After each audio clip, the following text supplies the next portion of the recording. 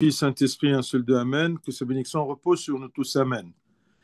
Alors, aujourd'hui, on va terminer le 10e chapitre de l'Épître de Saint Paul aux Romains. On va prendre du verset 14 au verset 21. Comment donc invoqueront-ils celui en qui ils n'ont pas cru? Et comment croiront-ils en celui dont ils n'ont pas entendu parler? Et comment en entendront-ils parler s'il n'y a personne qui prêche? Et comment y aura-t-il des prédicateurs s'ils ne sont pas envoyés? Selon qu'il est écrit, qu'ils sont beaux les pieds de ceux qui annoncent la paix, de ceux qui annoncent de bonnes nouvelles. Mais, mais tous n'ont pas obéi à la bonne nouvelle.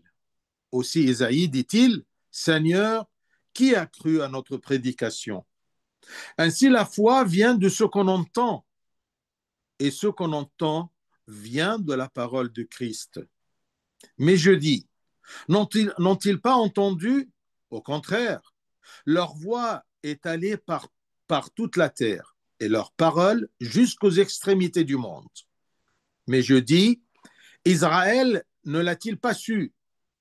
Moïse le premier dit, j'exciterai votre jalousie par ceux qui n'est point une nation. Je provoquerai votre colère par une nation sans intelligence. Et Ésaïe pousse la hardiesse jusqu'à dire, j'ai été trouvé par ceux qui ne me cherchaient pas. Je me suis manifesté à ceux qui ne me demandaient pas. Mais au sujet d'Israël, il dit, j'ai tendu mes mains tout le jour vers un peuple rebelle et contredisant. Gloire au Seigneur éternellement. Amen. Alors, je vous rappelle qu'on a dit que tout le chapitre 10 de l'épître de Saint Paul aux Romains, il parlait à propos, ou il parle à propos du rejet de la foi par les Juifs et l'acceptation de la foi par les gentils. Et on a commencé, dans la première partie de ce chapitre, de parler à propos des Juifs qui recherchent leur propre justice, du verset 1 à 5. C'est pour cela qu'ils n'ont pas pu acquérir ou atteindre la justification aux yeux de Dieu le Père par le Fils. Et ensuite, on a parlé du verset 6 à 13 à propos de la justice de Christ qui est accessible à tous les hommes. Alors aujourd'hui, du verset 14 jusqu'à la fin, jusqu'à verset 21, il nous parle, Saint Paul, à propos du rejet de la prédication par les Juifs. Alors, verset 14, il pose une question.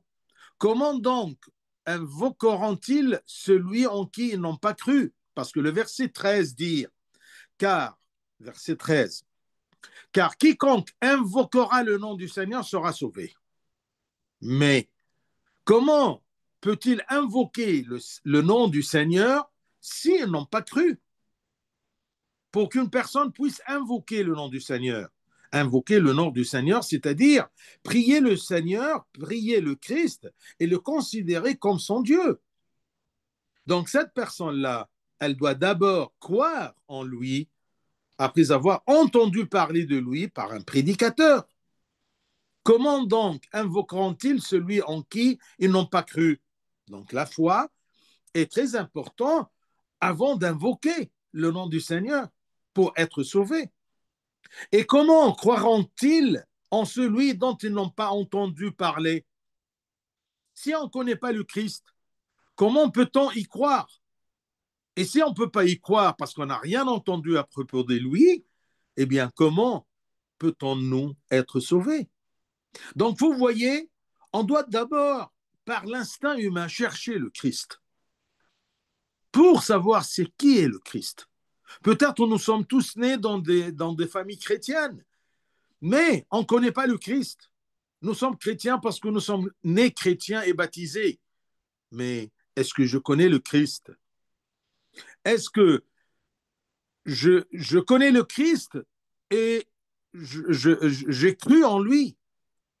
Et si j'ai connu le Christ et j'ai cru en lui, eh bien, sûrement je vais invoquer son nom. Alors pourquoi je n'invoque pas le nom du Seigneur? Pourquoi je ne sens pas que le Christ est mon sauveur? Pourquoi je ne sens pas que Christ est Dieu incarné? Parce que je n'ai pas entendu parler de lui, je ne le connais pas, et je n'ai pas pu, par suite, d'y croire. Comment donc invoqueront-ils celui en qui ils n'ont pas cru? Il parle à propos des Juifs, ou tout même les gens, parce qu'on a dit que la justification est accessible à tous. Ces gens qui n'ont pas cru en Christ, c'est parce qu'ils n'ont pas entendu parler du Christ. Comment donc invoqueront-ils celui en qui ils n'ont pas cru? Et comment croiront-ils en celui dont ils n'ont pas entendu parler? Et comment en entendront-ils parler s'il n'y a personne qui prêche? Donc ça, c'est l'itinéraire. Comment quelqu'un invoque le nom du Seigneur. Verset 15. Et comment y aura-t-il des prédicateurs s'ils ne sont pas envoyés? Selon qu'il est écrit, qu'ils sont beaux les pieds de ceux qui annoncent la paix, de ceux qui annoncent de bonnes nouvelles. Pour que les prédicateurs réussissent dans leur mission, ils doivent être envoyés par Dieu au nom du Seigneur Christ, avec la grâce et l'aide du Saint-Esprit. Ce n'est pas n'importe qui peut nous parler à propos de Christ. Ne cherchez pas loin des prédicateurs envoyés par Dieu au nom du Christ.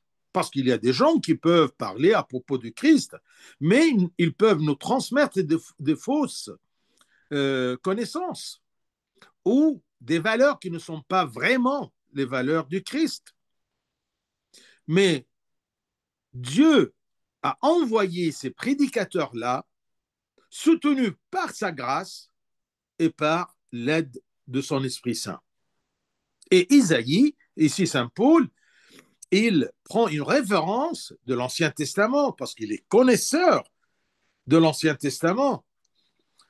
Et il a pris comme référence Isaïe, qui avait auparavant béni les pieds des prédicateurs, leurs pieds fatigués, et les avait décrits comme des messagers de paix, parce que la bonne nouvelle du Sauveur, la bonne nouvelle du Nouveau Testament, c'est tout simplement une bonne nouvelle pour toute l'humanité. Alors, Ésaïe, il a prophétisé cette arrivée de ces prophètes, de ces messagers de paix, de bonnes choses, et la meilleure des bonnes choses, c'est le salut et la libération du péché. C'est ça la bonne nouvelle. C'est que le Dieu est incarné parmi nous, le Christ est incarné parmi nous et pour nous libérer du péché. Le verset d'Ésaïe, eh bien, c'est 52, 7, chapitre 52, le verset 7, je cite, qu'ils sont beaux sur les montagnes et les pieds de celui qui apporte de bonnes nouvelles, qui publie la paix, de celui qui apporte de bonnes nouvelles, qui publie le salut, de celui qui dit à Sion, ton Dieu règne. Ça, c'est la bonne nouvelle. Pour nous, les chrétiens aujourd'hui, prophétisé dans l'Ancien Testament, accompli dans le Nouveau Testament, que Dieu règne. Il règne par sa présence parmi nous, par l'incarnation et sa naissance d'une vierge, et par sa mort, sa résurrection et son ascension aux cieux. Donc, ils ne sont pas ces prophètes, ces prédicateurs-là que Isaïe honore. Eh bien, ces prédicateurs ne sont pas comme les prophètes de l'Ancien Testament qui portaient des menaces, parce qu'il y avait des prédicateurs, ou la plupart des prédicateurs et des prophètes de l'Ancien Testament, eh bien, ils portaient des menaces et des avertissements pour faire réveiller le peuple de Dieu qui s'éloignait de Dieu en plusieurs événements.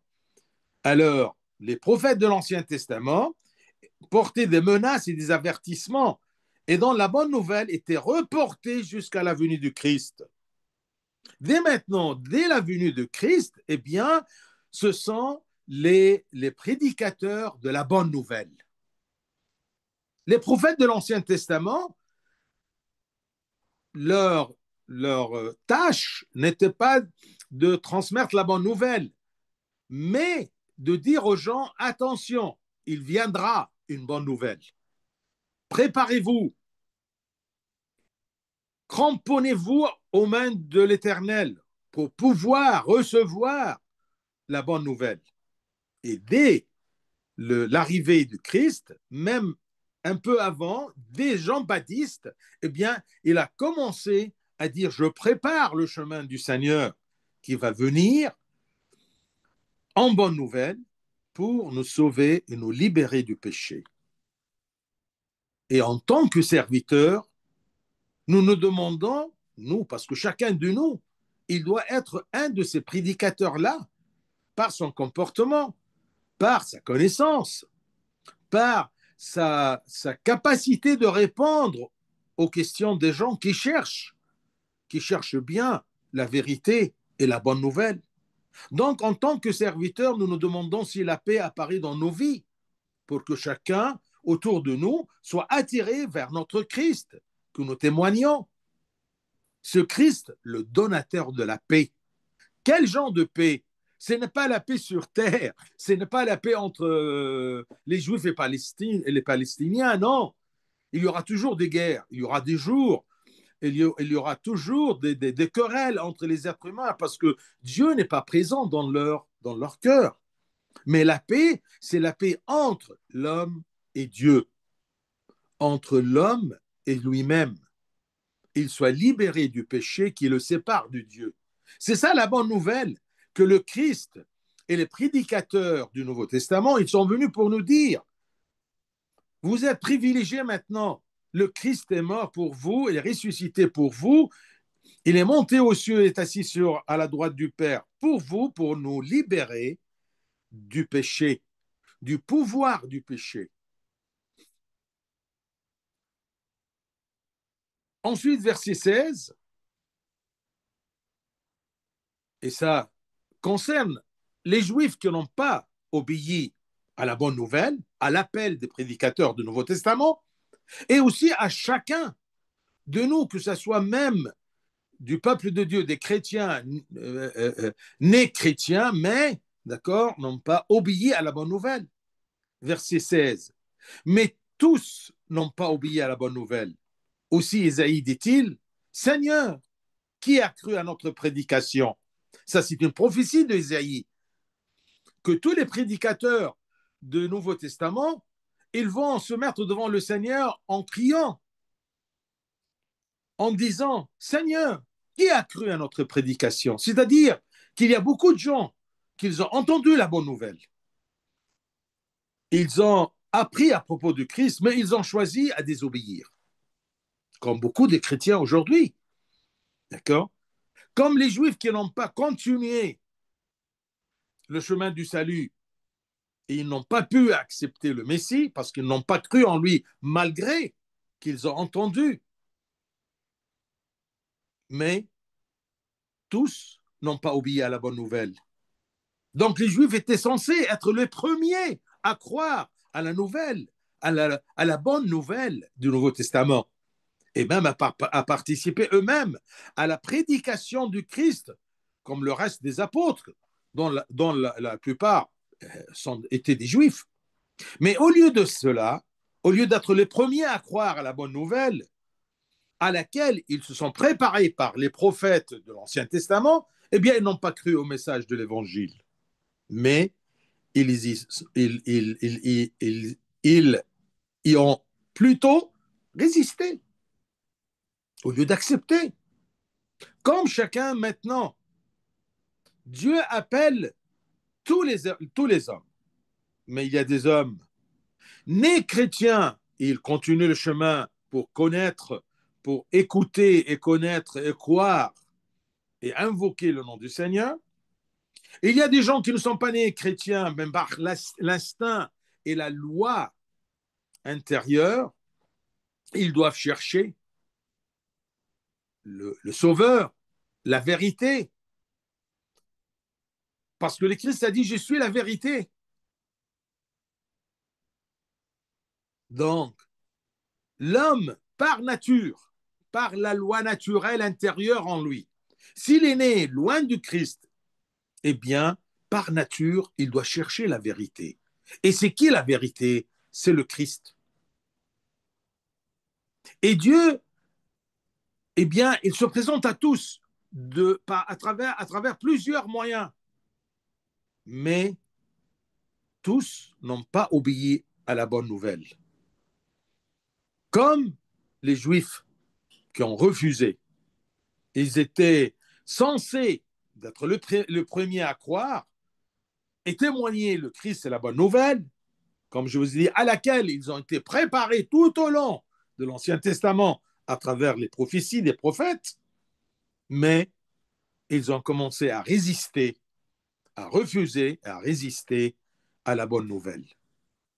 Et Isaïe avait déjà prophétisé à leur sujet en disant, verset 53, Isaïe, le livre d'Isaïe, chapitre 53, premier verset, je cite, qui a cru à ce que nous était annoncé?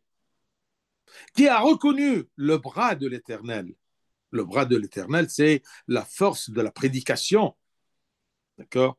Qui a reconnu les œuvres du Christ, les œuvres de l'Éternel, en envoyant son Fils, incarné par la Vierge Marie, vivre parmi les hommes pour nous parler à propos de Dieu le Père.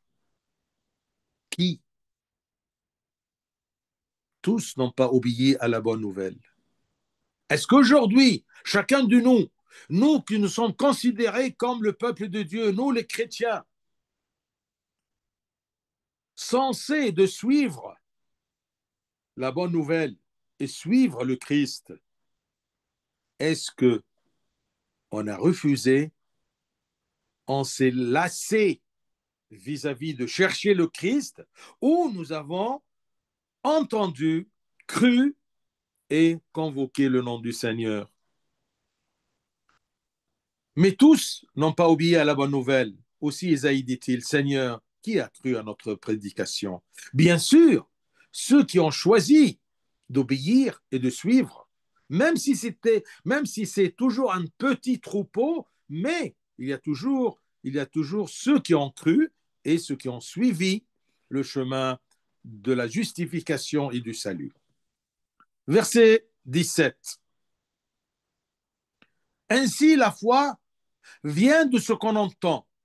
J'aimerais bien que vous souligniez ce verset.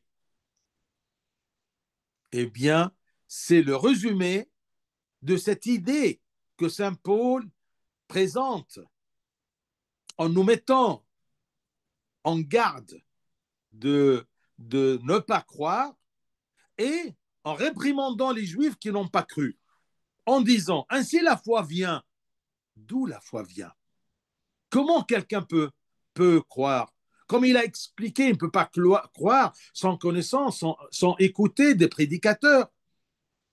Ainsi, la foi vient de ce qu'on entend, et ce qu'on entend vient de la parole de Christ. Comment puis-je vivre un jour sans entendre la parole du Christ à travers l'Évangile, à travers la Bible qui est posée et bien rangée sur ta table ou dans une bibliothèque? Pourquoi tu ne l'ouvres pas? Pourquoi tu ne cherches pas à écouter la parole de Dieu? C'est trop difficile au commencement, mais il y a toujours des moyens. Ce qu'on fait aujourd'hui sur Zoom, c'est un moyen de commencer à lire, à s'approfondir dans la parole de Dieu. Qu'est-ce qu'il nous dit Saint Paul? Et je vous ai dit dès le commencement que toutes les épîtres de Saint Paul, tous les épîtres de Saint Paul, il nous explique à quoi nous croyons. Si tu étudies et tu fouines dans les épîtres de Saint Paul, et bien sûr les autres livres du Nouveau Testament et l'Ancien Testament, tu vas connaître Dieu pour pouvoir y croire. On ne peut pas croire à quelque chose qu'on n'a pas connu. comme il nous a dit dans le verset 14 et 15. Ainsi, la foi vient de ce qu'on entend, et ce qu'on entend vient de la parole du Christ. Où es-tu de la parole du Christ? Donc, verset 17, c'est le verset clé de cette partie de l'épître chapitre 10.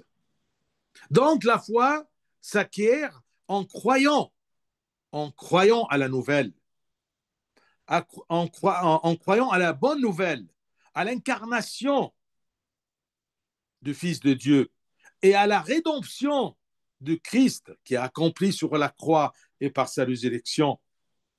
Ce Christ qui est la parole de Dieu. J'aime toujours, comme je vous dis plusieurs fois, j'aime toujours les éditions des évangiles où, quand le Christ dit une parole, c'est écrit en rouge. Il y a des éditions comme ça. J'adore cette édition-là parce que ça met en illumination tout ce que le Christ nous a dit. Tu sais que si tu rassembles tout ce que le Christ a dit, eh bien, ça, c'est une bonne connaissance de Christ. Parce que parfois, on se pose la question, mais qu'est-ce que je dois faire? Il y a plusieurs personnes qui ont posé cette question-là, comme le jeune riche, qu'est-ce que je dois faire? Eh bien, écoute la parole de Dieu. Parce que la foi s'acquiert en croyant à la nouvelle, à l'incarnation et à la rédemption du Christ, ce Christ qui est la parole de Dieu. Par conséquent, celui qui rejette la nouvelle ou la bonne nouvelle rejette Dieu lui-même. Il y a des gens qui commencent à connaître le Christ, mais ils rejettent le Christ parce qu'ils sentent que le Christ va les empêcher de vivre selon leur volonté, selon leur désir. Ils ont préféré le péché, ils ont préféré le faux, ils ont préféré le monde beaucoup plus que leur salut, que leur rédemption, ils ont préféré le monde et le péché du monde plus que euh, leur royaume, le royaume des cieux. Eh bien, chacun est libre. Mais soyez sûrs que la parole de Dieu arrive à chaque homme sur terre. Même dans les forêts de l'Amazonie, Dieu ne se laisse pas sans témoin. Il envoie quelqu'un. Ou un autre moyen que quelqu'un. Il prêche la vérité à chacun sur la terre de plusieurs moyens. Ainsi, la foi vient de ce qu'on entend. Et ce qu'on entend vient de la parole de Dieu. Est-ce que tout ce que tu entends vient de la parole de Christ ou ça vient d'ailleurs? Ça, c'est quelque chose, c'est un verset clé, comme je vous ai dit. Faites attention. Qu'est-ce que vous entendez? Est-ce que ce sont de faux prédicateurs, des faux sites sur l'Internet, ou tu entends ta mère, l'Église, envoyée par Dieu, soutenue par la grâce et par l'œuvre du Saint-Esprit? Verset 18. Mais je dis, n'ont-ils pas entendu? Parce que parfois, tu penses la même chose que Saint Paul expose ici. Mais je dis, n'ont-ils pas entendu? Au contraire. Au contraire. Ça, c'est une preuve que la voix du Seigneur arrive à chacun. Leur voix est allée, il parle à propos de la voix des prédicateurs, la voix du Christ, la parole du Christ, transmise par les prédicateurs. Leur voix est allée par toute la terre et leur parole jusqu'aux extrémités du monde. Extrémités du monde. Si tu n'es pas au courant, mais sache bien que la parole de Dieu, la voix de la bonne nouvelle, frappe à la porte de chacun, à la porte du cœur de chacun. Mais parfois, puisqu'il refuse, la parole s'éloigne de lui. La parole de Dieu n'oblige personne à l'accepter. Et, entre guillemets, je vous dis, je vous rappelle à propos de la préscience de Dieu, parfois il frappe et il sait très bien qu'ils vont le refuser, alors il s'éloigne. Ça, c'est la préscience de Dieu. Donc, devant des gens que tu aimes bien, mais ils ne connaissent pas le Christ, sache bien que la voie de la vérité est allée par toute la terre. Et la parole des prédicateurs envoyés par le Seigneur est arrivée jusqu'aux extrémités du monde et à l'oreille de chacun d'une ou d'autre façon. Mais ce sont les gens qui rejettent. N'ont-ils pas entendu? Au contraire, leur voix est allée par toute la terre et leur parole jusqu'aux extrémités du monde. Les Israélites sont responsables de leur rejet. Ils n'ont aucune excuse de ne pas avoir entendu la nouvelle, car la prédication du Christ avait atteint toutes les parties du monde par l'intermédiaire des apôtres et les successeurs des apôtres. Et aussi par l'intermédiaire des Juifs rassemblés le jour de la Pentecôte. Ces Juifs-là venaient de tous les pays du monde pour célébrer Pâques et le temps pascal juif. Et ensuite, ils ont rencontré la bonne nouvelle, ils ont entendu la bonne nouvelle, ils ont cru, ils ont rentré chez eux et ils ont prêché. Donc, Dieu, il a la stratégie de faire répandre sa nouvelle, sa bonne nouvelle. Donc, il n'y a aucune excuse pour quelqu'un qui ne croit pas en Christ en disant que je n'ai pas entendu. Non, au contraire, la voix de la vérité est allée par toute la terre. La parole du Christ sont allées jusqu'aux extrémités du monde. Lorsque ces gens, le jour de la Pentecôte, apprirent la nouvelle de la résurrection du Christ, ils crurent. Et alors, chacun d'eux s'en alla dans son pays, portant la bonne nouvelle à ses parents juifs, dispersés dans le monde entier. Et les nations, ils ont entendu parler. Il y avait des nations à Jérusalem. Ils ont vu, ils ont entendu la parole de la vérité. Ils ont cru et ils ont témoigné. Versets 19 et 20. Mais je dis, Israël ne l'a-t-il pas su?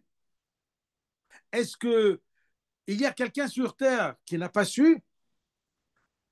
Et un bon exemple, Israël, qui n'a pas cru en Christ, elle a resté dans son Ancien Testament. Eh bien, ici, Saint Paul, versets 19 et 20, il proclame les deux témoins, Moïse, Moïse et Isaïe. Alors, verset 19. Mais je dis, Isaïe ne l'a-t-il pas su? Moïse le premier dit, j'exciterai votre jalousie, comme une prophétie. J'excite, c'est Dieu qui parle. J'exciterai votre jalousie par ce qui n'est point une nation. Ce qui n'est point une nation dans la mentalité juive, parce que les Juifs, ils ne pensaient qu'à eux-mêmes.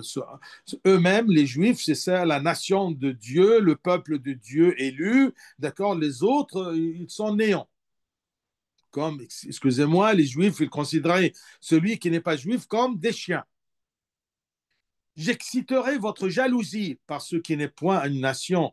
Je provoquerai votre colère par une nation sans intelligence. Sans intelligence aux yeux des Juifs. Eh bien, je vais vous exciter, je vais provoquer votre colère en vous quittant et en choisissant les nations pour la justification. En vous montrant que les nations que vous considérez comme sans intelligence, eh bien, elle a entendu et elle a cru. Mais vous, les Israélites, d'accord, eh bien, vous avez refusé de croire à la bonne nouvelle qui est arrivée envers vous. Donc Moïse le premier dit, j'exciterai votre jalousie par ce qui n'est point une nation, je provoquerai votre colère par une nation sans intelligence. N'oublions pas que nous tous, Nous, les Égyptiens, d'accord, ou les Soudanais, les Coptes soudanais, eh bien, nous sommes des nations. Nous ne sommes pas les descendants des Juifs. Nous sommes une partie de ces nations qui ont entendu la bonne nouvelle par sa marque en Égypte, on a cru, on a invoqué le Seigneur. Certes, Israël connaissait la nouvelle de l'Évangile et l'a rejetée de son plein gré. Alors, Saint Paul cite ici les deux grands prophètes, Moïse et Isaïe, qui ont prophétisé le rejet de la foi en Christ par Israël. Mais Israël aujourd'hui, qui ont refusé, qu'est-ce qu'ils disent? Ah non, on a refusé ce qu'il s'appelait Christ, mais il n'est pas le Messie attendu, on attend toujours. Des excuses, mais ce n'est pas la vérité. Donc, les deux grands prophètes, Isaïe et Moïse, premièrement, Moïse a prophétisé dans le livre de Deutéronome, chapitre 32, verset 21, que Dieu les rejetait comme son peuple et les provoquerait à la colère en acceptant les gentils qu'il avait précédemment appelés la nation insensée, insensée en matière spirituelle. Dieu a fait attention, il a bien éduqué son peuple en disant que vous êtes mon peuple élu, je vous prépare pour la bonne nouvelle et pour la justification en Christ. Mais le moment arrivé, la bonne nouvelle arrivée, eh bien, vous avez refusé la bonne nouvelle. Alors, je vous ai excité et j'ai provoqué votre colère en vous quittant, vous, le peuple de Dieu élu, entre guillemets, et j'ai choisi tous ceux qui ont cru en moi, cru dans la bonne nouvelle, que ce soit les Juifs ou que ce soit les nations.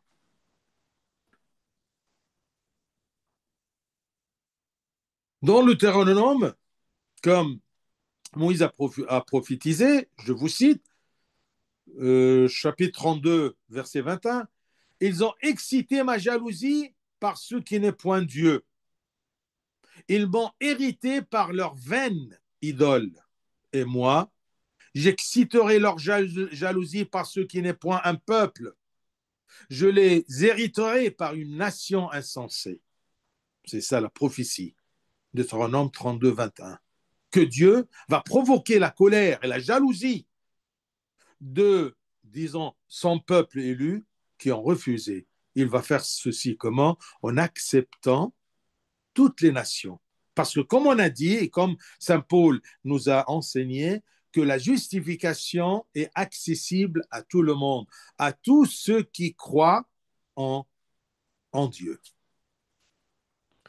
Donc, si les nations ont compris la sagesse de Dieu, quelle est l'excuse des Juifs pour ne pas comprendre? Eux, qui se considèrent comme intelligents et connaisseurs de l'éternel et de la loi de Dieu, et ils se flattent. Comment les nations ont compris et mon peuple Israël n'a pas compris. Et deuxièmement, Dieu a parlé par l'intermédiaire aussi d'Ésaïe en disant, je cite ici le premier verset du chapitre 65 du livre d'Ésaïe, chapitre 65, verset 1, je cite, j'ai exaucé ceux qui ne demandaient rien. Les nations ne connaissaient pas Dieu. Alors vous voyez, Dieu cherche même celui qui n'a pas demandé. J'ai exaucé ceux qui ne demandaient rien. Je me suis laissé trouver par ceux qui ne me cherchaient pas. Ça, c'est une réponse à ta curiosité en disant comment ces gens-là ne croient pas en Christ et ils n'ont pas entendu. Eh bien non. Ici, c'est une prophétie sur la bouche d'Ésaïe. C'est Dieu qui nous transmet cette prophétie, cette vérité que Dieu nous cherche pour nous aider à connaître la vérité. J'ai exaucé ceux qui ne me demandaient rien. Vous voyez ce verset, j'aime bien. Je me suis laissé trouver par ceux qui ne me cherchaient pas. J'ai dit, me voici à une nation qui ne s'appelait pas de mon nom. Une nation, c'est tout le monde, d'accord, qui n'était pas le peuple élu, qui ne s'appelait pas de mon nom, mais j'ai exaucé ceux qui ne me demandaient rien. Je me suis laissé trouver. Soulignez bien ce verset. Je me suis laissé trouver par ceux qui ne me cherchaient pas. Regardez, Dieu, comment il cherche les brebis égarées. Même si la brebis ne sent pas qu'elle est égarée, eh bien, le bon pasteur la cherche. Je me suis laissé trouver par ceux qui ne me cherchaient pas. J'ai dit, me voici, regardez-moi. Donc, ça, c'est Isaïe 65, 1. Moi, Dieu, je suis devenu clair et compréhensible pour ceux qui ne me cherchaient pas et qui ne me demandaient pas, c'est-à-dire les nations. Ben, le peuple de Dieu qui ont refusé la bonne nouvelle n'ont pas d'excuses.